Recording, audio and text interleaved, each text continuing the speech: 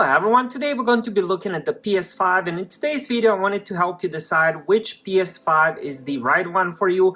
I'm talking about PS5 OG or the PS5 Slim, also disc edition or the digital. Let's start with what I have. I do have the OG PS5.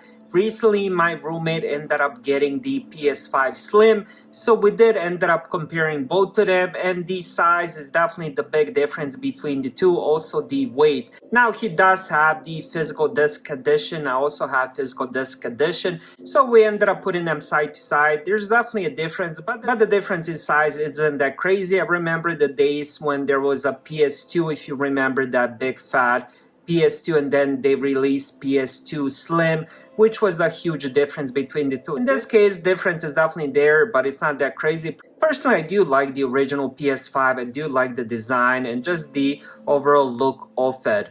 Now, another difference between the two is the stand. The vertical stand doesn't come inside the PS5 Slim box.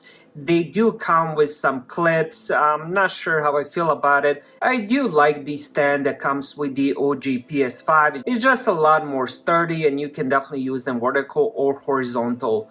Next, let's talk about the storage. Let me show you the storage, what I have. As I mentioned, I do have the OG PS5. So let's go with the storage. So this is what you will be getting, 667 gigabytes.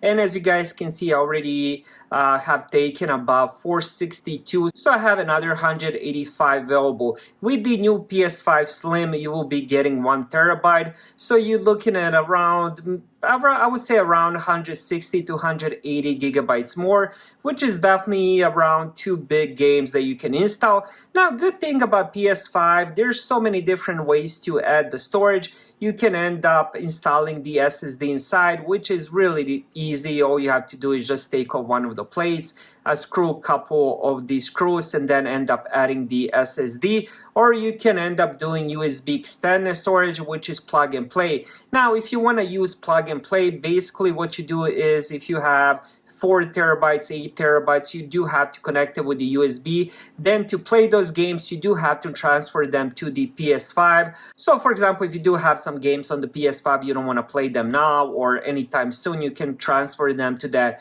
USB storage. And then the games you want to play, transfer them back to the PS5. Now that whole thing wouldn't take much time depending what kind of external storage you do have, what kind of speed, but from my experience it doesn't take that long. I do have quite a lot of games, 462 gigabytes. Now there's some games I don't have currently anymore.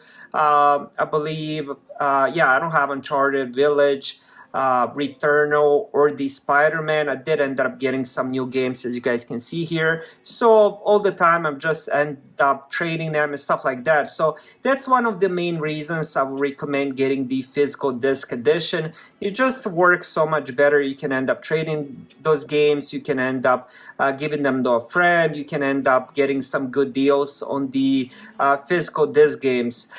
Weird thing about it is physical disc games are definitely more budget friendly. Now let's talk about which one is the one to get, PS5 OG or the PS5 Slim.